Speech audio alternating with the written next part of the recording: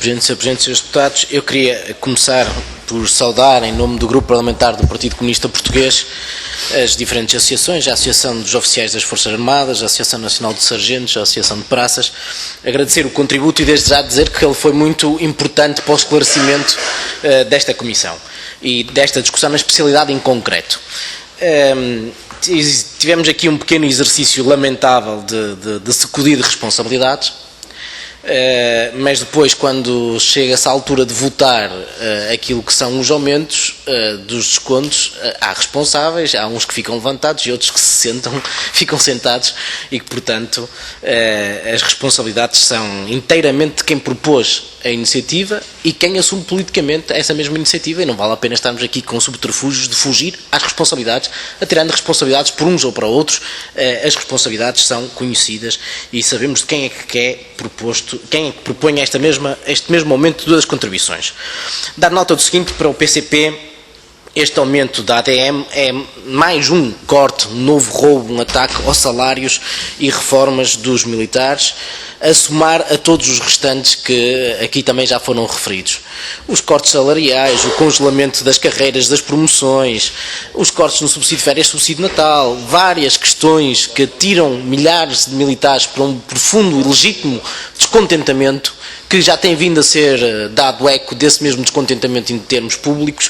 Na nossa opinião, ele é perfeitamente legítimo, porque se somarmos todos este conjunto de cortes, nós temos que os militares, como os restantes trabalhadores da administração pública, têm cortes superiores a 30% do seu rendimento, sem que tenham contribuído para a desgraça que o país chegou, porque a desgraça que o país chegou não se recorreu dos trabalhadores, dos militares, do povo português, decorreu, sim, de responsabilidades políticas de maiorias que se formaram no passado e por, naturalmente, opções políticas que foram tomadas e que agora não são assumidas.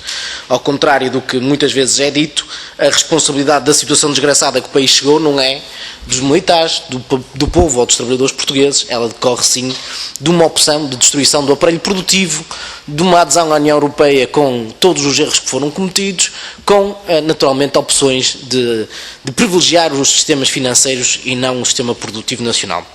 Aliás, a fotografia que aqui falaram é uma fotografia distorcida, porque esta ideia de que não havia dinheiro para salários e para pensões é uma profunda mentira.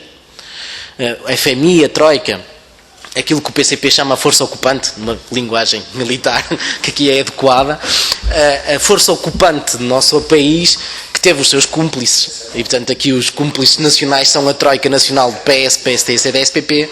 A Troika veio não foi para financiar salários e pensões, ou sequer os salários dos militares, foi sim para financiar os grupos financeiros, para financiar a banca. E esses é que continuam, infelizmente, a ganhar e a verem as suas fortunas a aumentar de uma forma significativa, não obstante o nosso povo estar a passar fome. E isso, naturalmente, é também motivo de apreensão e descontentamento dos militares, tenho a certeza absoluta disso, que pensam no bem-estar do povo português. Dizer-vos que não é, este aumento da ADM não se trata da sustentabilidade ou autofinanciamento. Eu acho que o documento que vocês trazem para esta discussão é profundamente revelador disso mesmo. É que, na discussão na especialidade, quer a senhora Ministra, quer a maioria, disseram, afinal, a ADSE não dá prejuízo. Mas se somarmos a ADM e a SAD, que é das Forças de Segurança, aí sim temos prejuízos que é preciso acautelar. E a vossa demonstração, os vossos documentos que trouxeram, são reveladores porque, efetivamente, a ADM paga necessidades operacionais da Defesa Nacional, essa é que é a questão, e, portanto, temos que tirar as necessidades operacionais desta equação, porque não são os militares nem é a ADM que tem que pagar as necessidades operacionais. Se existe um hospital militar é porque há necessidades operacionais, não é para servir de utilização pública, é para responder a uma necessidade operacional.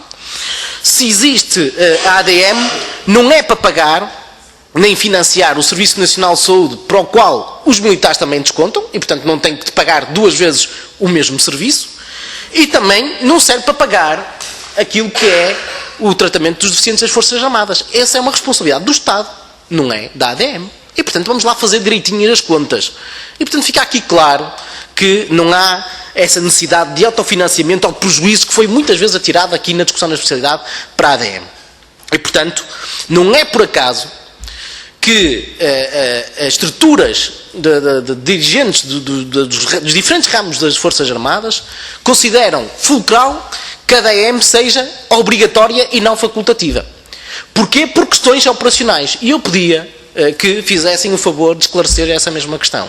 É porque que essa questão é colocada não pelos militares em concreto, mas pelas próprias estruturas, pelos dirigentes, pelos chefes de Estados-Maiores dos diferentes ramos das Forças Armadas. E porquê que isso acontece? E nós sabemos porquê que acontece. É porque uma questão operacional. Porque nós não podíamos ter militares em cenários operacionais com um tratamento e outros com outro tratamento diferenciado. Isso é completamente disparatado numa estrutura como a estrutura militar. E era bom que fizessem esse esclarecimento aqui para os senhores deputados perceberem. Depois, nós queremos só denunciar aqui que consideramos inaceitável que depois do que aconteceu com a fusão dos hospitais militares, estarmos agora a aumentar ainda por cima os descontos da ADM.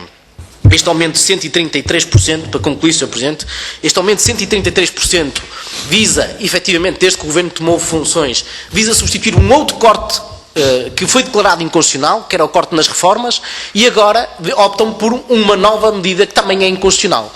Porque no orçamento retificativo, uma boa parte do aumento dos descontos, ou a quase totalidade do aumento dos descontos que é imputado aos trabalhadores, depois é desviado para os cofres do Estado. Isto é um novo imposto que é imposto sobre os militares e os trabalhadores da administração pública, que é claramente inconstitucional e que já suscitou um pedido de fiscalização sucessiva da constitucionalidade, quer do orçamento retificativo, quer desta matéria que naturalmente está incluído no pedido de fiscalização da constitucionalidade desse mesmo aumento. E disso. E agradeço mais uma vez o contributo que foi dado a esta Comissão.